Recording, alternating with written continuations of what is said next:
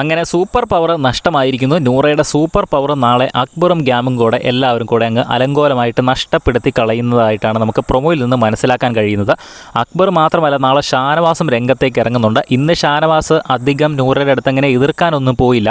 Union നേതാവ് പറയുന്നത് കേട്ട് അവിടെ ഒരു കസേരയിൽ മാറി അങ്ങ് ഇരുന്നതേ ഉള്ളൂ. അധികം പ്രശ്നമുണ്ടാക്കാനും പോയില്ല, അധികം സംസാരിക്കാനും പോയില്ല. ഒച്ചയില്ലാഞ്ഞിട്ടാണോ എന്നറിയത്തില്ല, അവിടെ മൂലയിൽ ഒതുങ്ങി അങ്ങ് മാറിയിരിക്കുകയായിരുന്നു. പക്ഷേ നാളെ അക്ബറിനൊപ്പം തന്നെ നിന്ന് ഷാനവാസ് സംസാരിക്കുന്നുണ്ട്. മാത്രമല്ല, ഇടയ്ക്ക് അക്ബറിനോട് ചെറുതായിട്ടൊന്ന് ഉടക്കുന്നുണ്ടോ എന്ന് തോന്നിപ്പിക്കുന്ന ഒരു ദൃശ്യവും ഇടയ്ക്കുണ്ടായിരുന്നു. എന്തായാലും നാളെയും മൊട്ടം വഴക്ക് തന്നെയാണ് നടക്കുന്നത് ഈ ഒരു ടാസ്കിനിടയിൽ. ഈ ഒരു ടാസ്ക് എനിക്ക് അത്രയ്ക്ക് വലിയൊരു ഭംഗിയായിട്ട് തോന്നുന്നില്ല. ഒരു ബോറൻ ടാസ്ക് ആയിട്ടാണ് തോന്നുന്നത്. എന്തായാലും നാളെ നൂറയുടെ സൂപ്പർ പവർ നഷ്ടമാകും എന്ന് തന്നെ നമുക്ക് ഉറപ്പിക്കാൻ പറ്റുന്നൊരു പ്രൊമോ ആണ്. കാരണം നാളെയും അവർ അടിയുണ്ടാക്കി പിരിഞ്ഞു കഴിഞ്ഞാൽ ഓൾറെഡി 3 റൗണ്ടിൽ ഒരെണ്ണം തോറ്റ് നിൽക്കുകയാണ്. നാളത്തെ കൂടെ തോറ്റ് കഴിഞ്ഞാൽ ഉറപ്പായിട്ടും നൂറയ്ക്ക് ആ ഒരു സൂപ്പർ പവർ നഷ്ടമാകുന്നതായിരിക്കും.